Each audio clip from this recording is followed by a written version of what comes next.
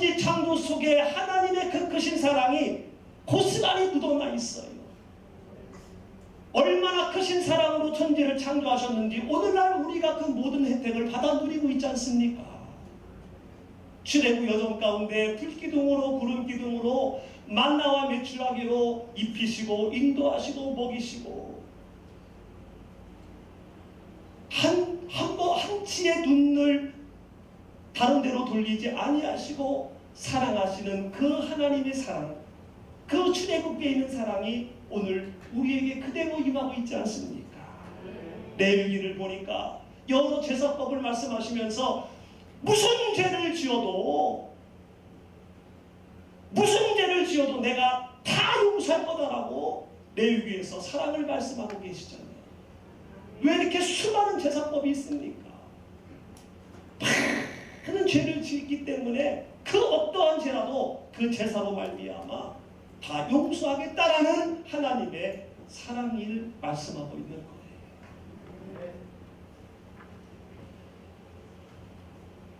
이 사랑의 하나님, 무엇보다 우리에게 예수 그리스도를 보내심으로 이 하나님의 사랑을 다 드러내셨어요. 영원히 죽을 수밖에 없는 우리를 위해서 독생자 예수 그리스도를 보내심으로 우리가 영원히 살 수 있는 은혜와 사랑을 받았다라는 거예요.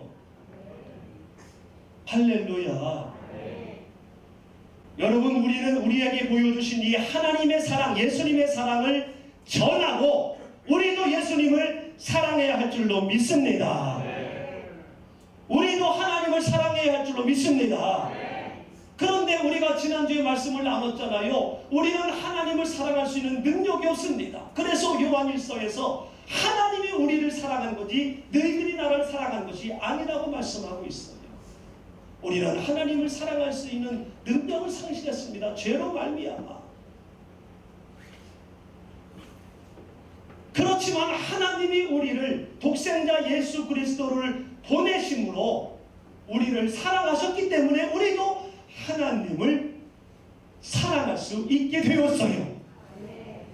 할렐루야. 죄인인 우리가 거룩하신 하나님을 사랑할 수 있게 되었다는 거예요. 어떻게 사랑할 수 있습니까? 어떻게 사랑할 수 있다고 지난주에 말씀을 드렸어요? 서로 사랑함으로 하나님을 사랑할 수 있다.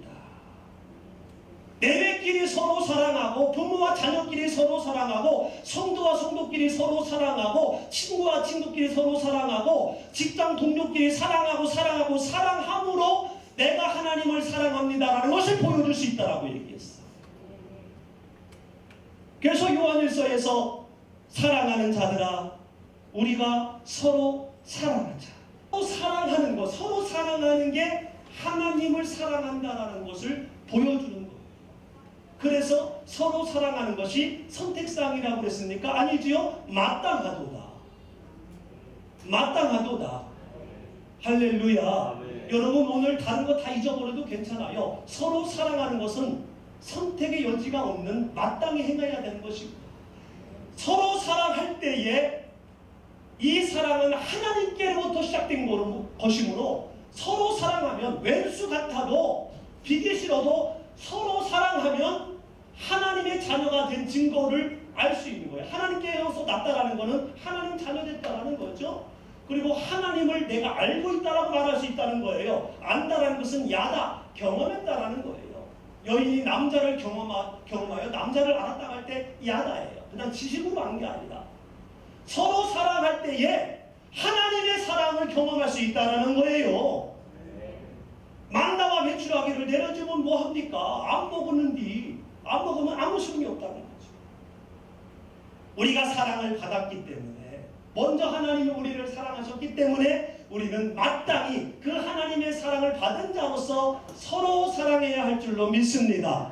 옆에 사람하고 그래서 인사합니다. 내가 당신을 사랑합니다. 여러분 내가 옆에 사람을 사랑하면은요 내가 하나님의 자녀라는 것을 내가 알게 돼요.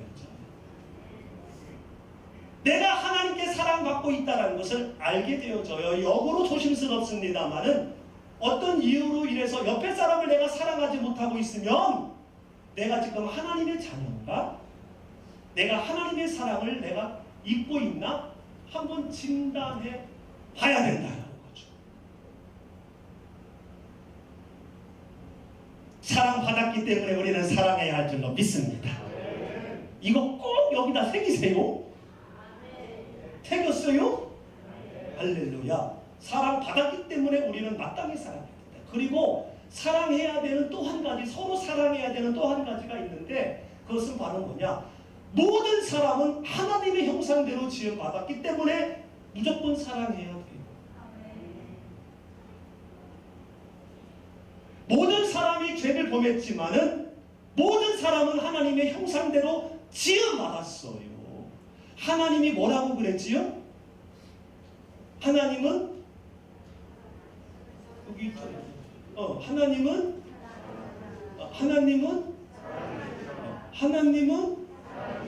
두 분 반 정도가 안 하고 계셔요. 하나님은 사랑이십니다. 그러므로 하나님의 형상대로 지음받은 모든 사람 속에는 하나님의 사랑이 있다는 거예요. 여러분 이것도 새겨야 됩니다. 여러분이 지금 하고 있는 그 사랑은 그거 갖고는 참된 사랑을 할 수가 없어요. 환경과 상황에 따라서 왔다 갔다 하는 사랑이에요. 여러분 깊숙이 있는 이 하나님의 사랑이 있다는 것을 여러분 꼭 기억하셔야 돼요. 아멘. 제가 오늘 이거를 다 말씀드릴 거예요. 제 아무리 악한 일을 했다 할지라도 그도 역시 예수님을 믿든 안 믿든 하나님의 형상대로 지음받은 사람이기 때문에 그 사람 속에는요 엄청난 사랑이 숨겨져 있어요. 내멸 인간이라 할지라도 엄마 눈물 앞에서는 다 울어요. 그러므로 아무리 내멸 인간이라 할지라도 그를 사랑할 때에 그 속에 있는 형성된 사랑이 아니라 원래 창조 때부터 있었던 이 사랑이 드러나서 그 사람도 다른 사람을 사랑하게 된다는 거예요. 무도한 살인범이 마지막에 막 전도하며 얼굴이 해같이 빛납니까? 정신 이상자입니까? 그 속에 있는 사랑이 드러났기 때문에 하나님이 하신 거고요. 원래 있는 게 드러난 거예요. 원래 있는 그것을 드러나게 하기 위해서 우리가 서로 사랑해야 되는 거예요. 그래서 예수님도 우리에게 주신 계명이 내 이웃을 내 몸과 같이 사랑하라. 서로 사랑하라. 이것이 하나님을 사랑한다라는 것을 보여줄 수 있는 유일한 방법입니다. 그런데 문제가 있어요. 죄로 말미암아서 내 안에 이러한 엄청난 사랑이 있음에도 불구하고 몰라서 사랑을 못합니다. 그리고 다른 곳에서 사랑을 찾으려고 그러고요. 다른 것이 사랑이라고 생각하고 쫓아갑니다.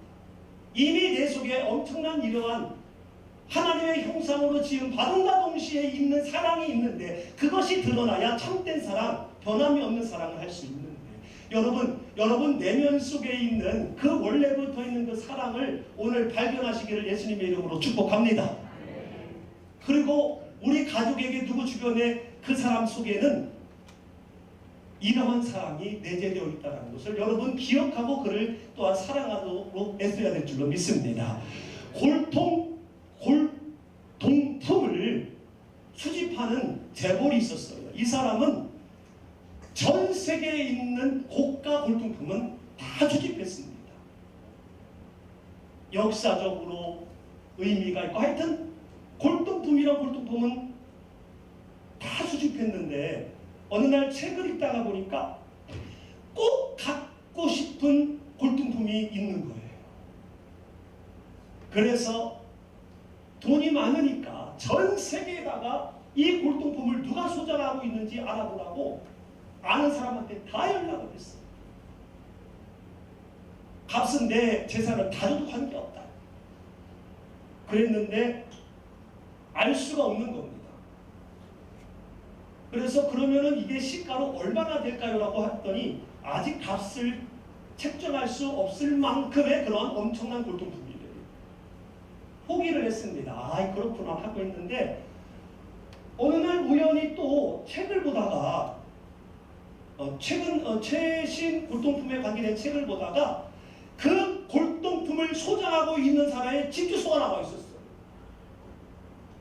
그래서 그 집 주소를 가만히 봤더니 그 주소가 자기 집이야.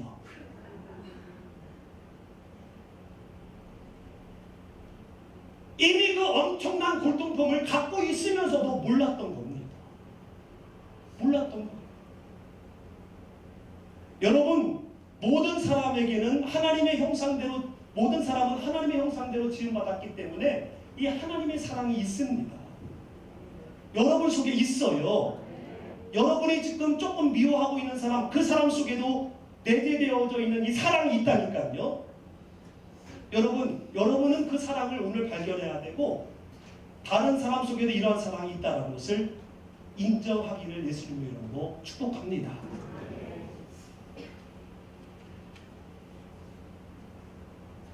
그래서 오늘은 이 속에 있는 사랑을 들추어내서 우리가 찬양했던 이 사랑을 좀 우리가 행하자라는 시간을 가지려고 그래요. 우리 속에 있는 이 사랑을 드러내고 찾아내고 그리고 우리가 찬양했던 이러한 사랑을 하기 위해서는 어떻게 해야 되느냐? 첫 번째는요. 따라해 보겠습니다. 인간적 속성에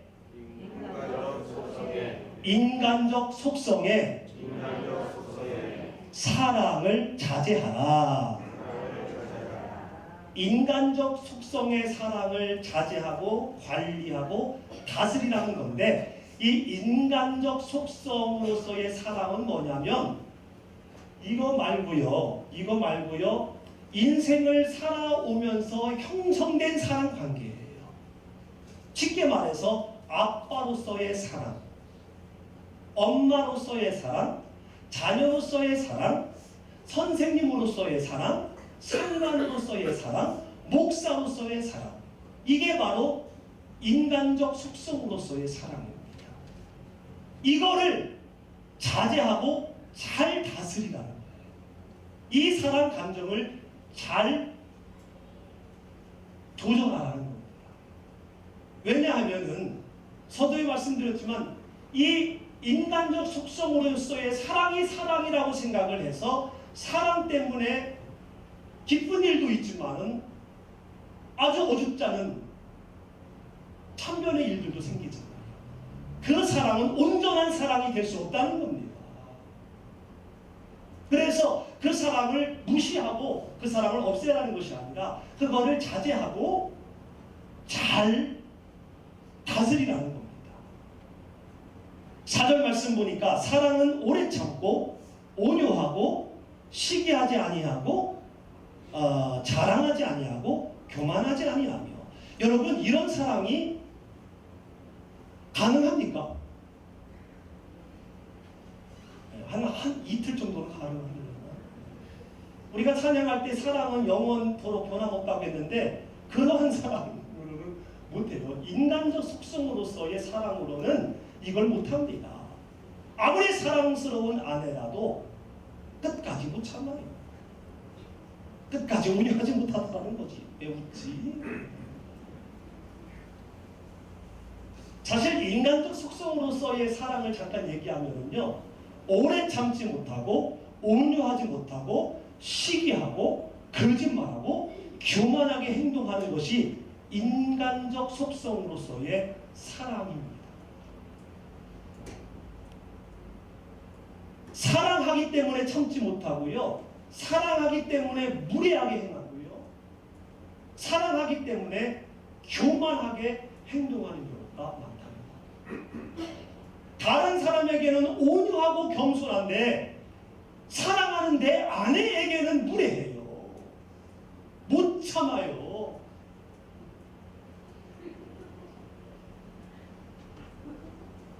그렇다고 그게 사랑이 아니냐? 사랑인데 그거는 하나님의 사랑이 아닌 인간적 속성으로서의 사랑이기 때문에 요거를 우리가 먼저 인지하고 다스려야 된다. 이해가 가고 있습니까, 시방? 간혹 우리는 자녀들에게 아비로서의 교만한 행동을 하는 경우가 있어요. 내가 자녀를 사랑하는 거거든요. 그렇지만은 사랑하기 때문에 자녀 앞에서 교만한 행동을 하는 겁니다. 내가 너를 먹여 살리고 있어. 이러한 사랑을 우리가 잘 다스려야 된다는 거예요. 이거를 이 인간적 속성으로서의 사랑 그대로 사랑하게 되면 둘 다 망하는 그러한 사랑이 된다는 거예요. 사랑한답시고요, 집착하는 거, 스토커처럼 집착하는 거, 그게 사랑입니까? 그런데 그 사람은 사랑이라고 하거든요. 그거 사랑 아니잖아요. 그거는 바로 뭐냐? 인간적 속성으로서의 사랑에 대한 정립이 없었기 때문에, 그거를 자제하지 못했기 때문에 사랑한다는 미명 아래 스토커처럼 돌아다니다가 헤어진다고 하니까 헤어지면 그냥 헤어지지 왜 얼굴에다가 염산을 뿌렸어? 참 요즘 우리 젊은이들이요, 연애를 잘 하시기를 바랍니다. 그리고 염산 같은 거 하면 심한 잠을 잘 봐야 돼요. 그게 바로 인간적 속성으로서의 사랑에 매여있기 때문에 내가 지금 하고 있는 사랑은 진짜 사랑이 아니라 인간적 속성으로서의 사랑을 하고 있다는 것을 모르기 때문에, 여러분 그거 아셔야 됩니다. 아멘. 그래야 내가 남편으로서 사랑하고 아내로서 사랑하고 상관으로서 사랑하고 목사로서 사랑할 때에 이 사랑이 변질될 수 있습니다. 이때 우리가 곁길로 가지 아니하고 그럼에도 불구하고 계속 사랑을 이어갈 수 있는 그러한 참된 사랑의 길로 갈 수가 있다는 거예요. 예수님의 공생애를 보십시오. 그분은 얼마나 파란만장한 인생을 사셨습니까? 제자들에게 배신을 당하고요, 온갖 모욕을 다 당했습니다. 그렇지만은 예수님은 육신적 속성으로서의 사랑을 행하지 않았어요. 내가 이 땅에 왜 왔는지 너희들이 이렇게 물으니 라면서 인간적 속성으로서의 사랑을 갖고 사람들을 봤으면요, 그 자리에서 끝났을 거예요. 그렇지요? 내가 너희들을 위해서 천국보좌를 버리고 왔는데 너희들이 나한테 이래? 싹 죽여버려? 그냥 이렇게 되는 거예요. 인간적 속성으로서의 사랑의 결말이 바로 뭡니까? 보복이잖아요. 그런데 예수님은 이거를 자제하셨어요. 자제하시고 지 하나 살자고 충돌이 되면서 예수님에게 욕을 하고 예수님을 부인했던 그 베드로에게 사랑의 눈빛을 바라봐 주셨던 거예요. 지난주에 안 나눈 거지. 이 육신적 속성으로서의 사랑을 다스리고 자제했기 때문에 그 눈이 마주친 상황에서도 그래, 네가 나를 욕하고 나를 부인하고 배신해도 네가 살 수 있으면 괜찮아. 나는 사랑의 눈빛을 보낼 수 있었던 겁니다. 참으셨고 온유하셨기 때문에 인류의 구원이 완성된 거예요. 어느 권사님에게 큰 일이 생겼습니다. 남편이 제법 큰 기업을 하고 있었는데 하루계의 젊은 여자를 작은 부인으로 맞이한겨. 이 권사님은 믿음이 좋았지만은 하루가 지옥 같았습니다. 인간적 속성으로서의 사랑으로 볼 때 남편을 사랑하는 건 여전한데 아내로서의 사랑이기 때문에 배신감과 시기질투가 불빛듯 일어나는 거예요. 처녀를 어떻게 죽일까? 시편 24편 묵상하듯이 매일마다 묵상을 합니다. 저걸 어떻게 할까? 그러다가 어느 날 이 말씀이 권사님 마음에 들어왔어요. 그리고 주님의 마음을, 주님의 사랑을 그려보면서 이 말씀에 새겨주기 전에는 사랑했기 때문에 분노가 일어났고 배신감이 느꼈고 그 젊은 여자가 꼴도 보기 싫었는데 이 말씀이 새겨지자 사랑하기 때문에 남편을 이해하고 사랑하기 때문에 저 여자도 힘들겠다라고 오히려 용납하면서 나에게 원인은 없는가? 나는 그 사람 속에 있는 사랑이 울렸어요. 결국 권사님의 남편은 어떻게 됐겠습니까? 어떻게 됐겠어요? 돌아왔지요. 돌아왔지요. 그 앞에 권사님 앞에 무릎을 꿇고 내가 잘못했어. 내가 잘못했어. 그리고 그 화류계의 젊은 여성은 어떻게 됐겠어요? 돌아갔지요.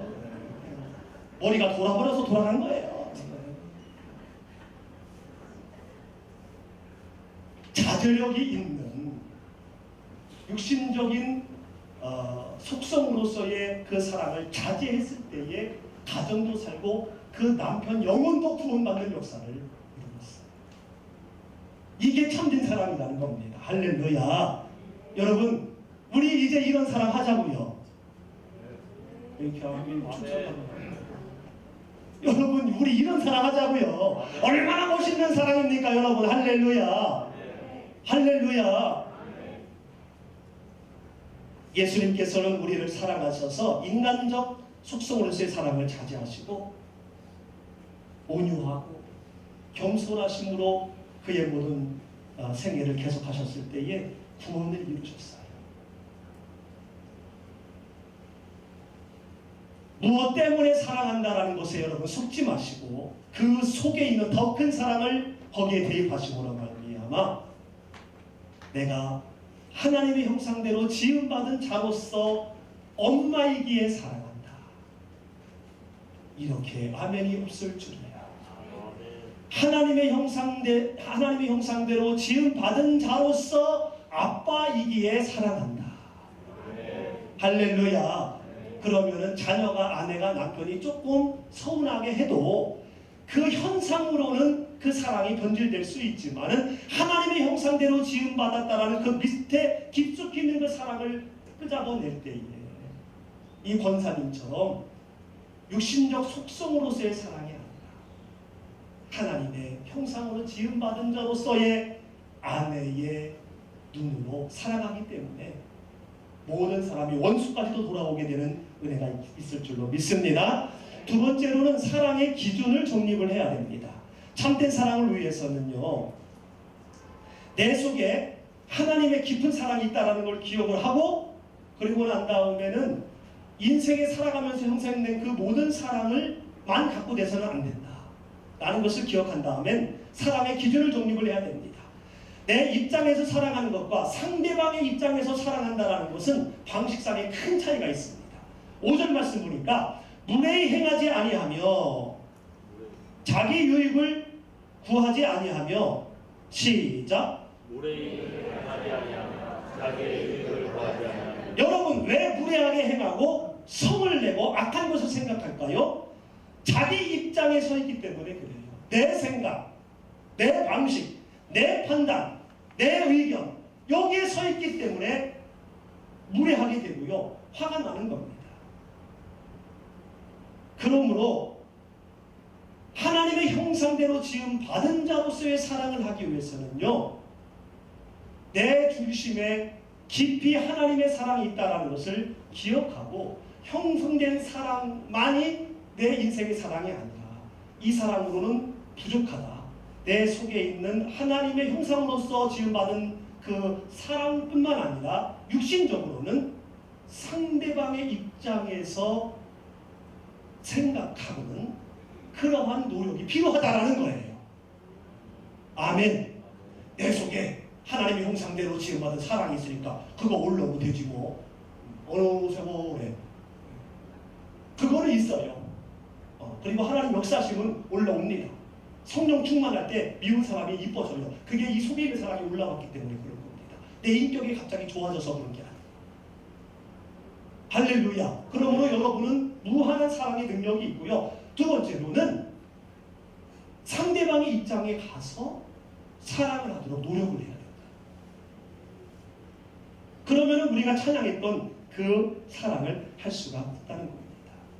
예수님은 철저히 백성들 입장에서 사랑을 했고 지난주 나눴던 베드로 입장에서 사랑을 했습니다. 그 내용이 요한복음 21장에서 잘 나타나고 있는데요. 얼른 살펴볼게요. 예수님의 예언대로 베드로는 예수님을 3번이나 부인을 했습니다.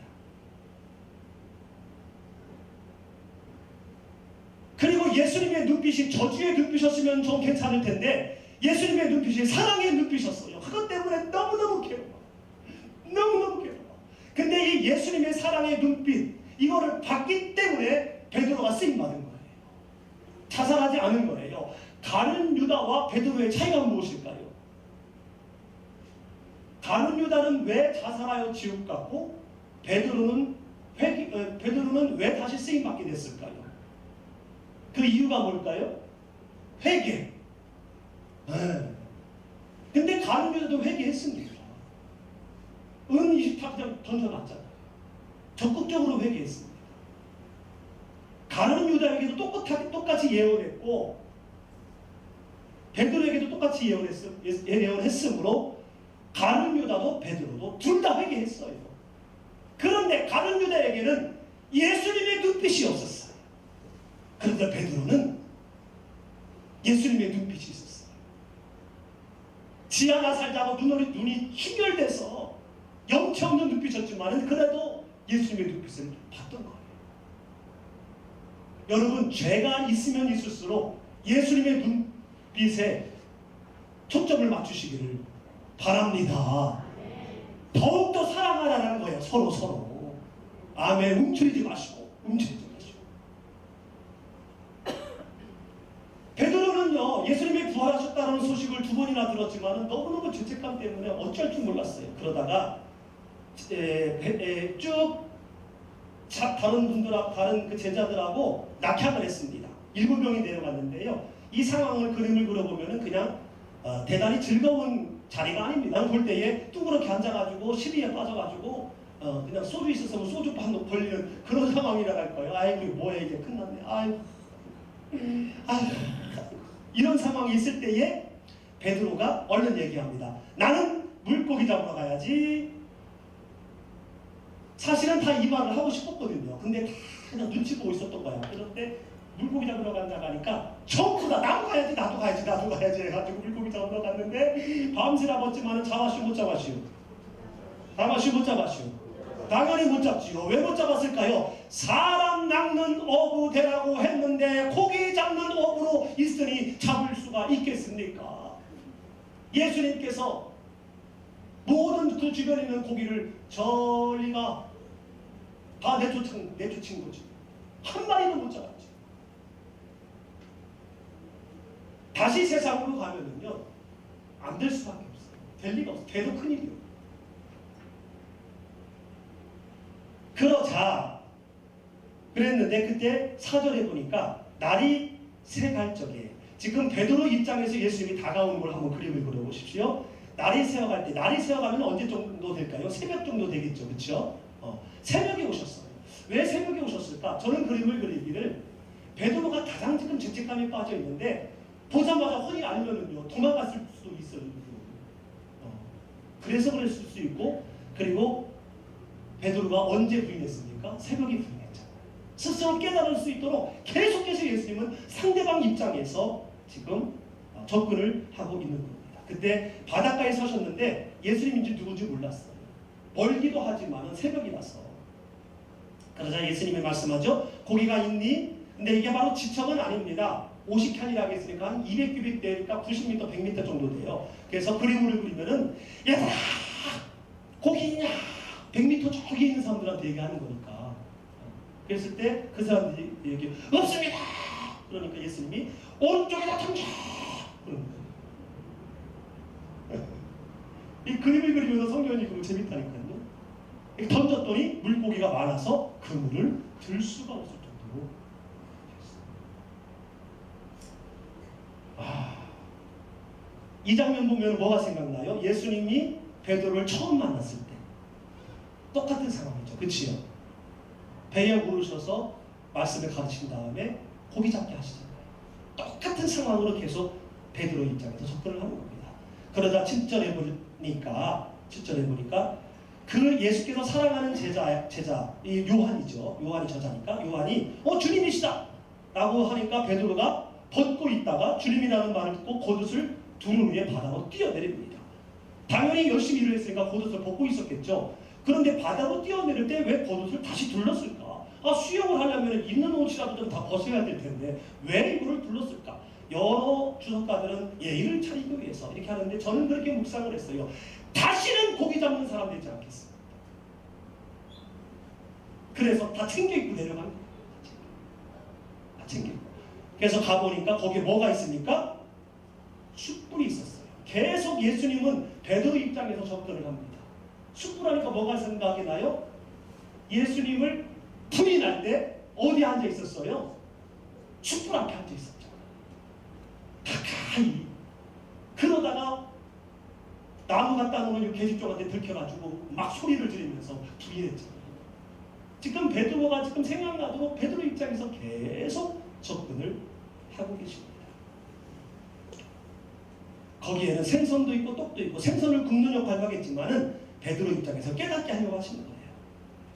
그러자 10절에 가보니까 남은 그 생선들을 갖고 와라 하고 잡은 물고기를 보니 153마리다. 여러분 153마리면요 금을 찢어진답니다. 그런데 안 찢어졌어요. 왜 안 찢어졌을까요? 하나님이 허락하신 거니까. 주님께서 하신 거니까 당연히 물리적으로는 찢어져야 되지만 안 찢어지는 거예요. 하나님이 허락하신 부기는 절대로 그 창고가 새어나가지 않습니다. 하나님이 세우신 그 울치는 절대적으로 떨어지지 않습니다. 우리의 예수님이 바로 이런 예수님이에요. 전지전능하신 예수님이에요. 내가 입안에다가 음식을 넣는다 할지라도 그것이 위로 내려가지 못하게 하는 것이 하나님이시고 물 한 잔 마셔도 이 물 한 모금이 온 오장육부에 영양이 공급되게 하는 것이 바로 예수님의 능력이에요.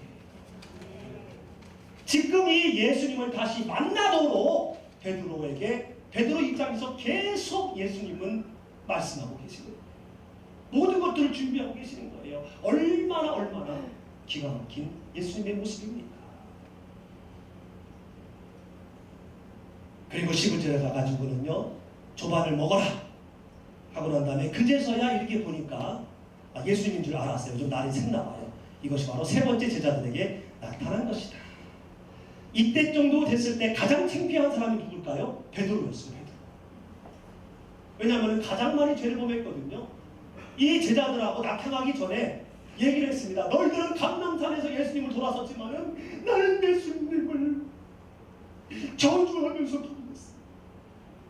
나 같은 놈은 예수님 부활하셔도 예수님 만날 자격이 없어 하면서 자기 큰 두려움 가운데 있었던 상황에서 예수님 앞에 지금 고개를 푹 숙이고 있는 모습이 그려져요. 무슨 말씀하시나요? 혹시 한번 기회를 주시면 바로 그때 15절 말씀 보니까 시몬아 이 사람들보다 나를 더 사랑하니? 이 사람들보다 나를 더 사랑하니? 요거 하나만 생각할게요. 이 사람들보다. 여기서 이 사람들은 누굴까요? 나머지 6명이에요. 여기가 바다라고 본다면은 예수님이 숯불을 펴놓고 여기서 앉아 계시고 베드로는 바닷가 정도에 이렇게 앉아 있을 때 여기 3명, 여기 3명 이렇게 누워 이렇게 있었었는데 예수님이 말씀하시는 거예요. 시몬아, 얘들보다 나도 사랑하니? 어떤 면에서 볼 때 나머지 제자들의 상황에서는 상당히 기분 나쁜 얘기일 수도 있는데 이 속에는 깊은 의미가 있다는 것을 그려봤어요.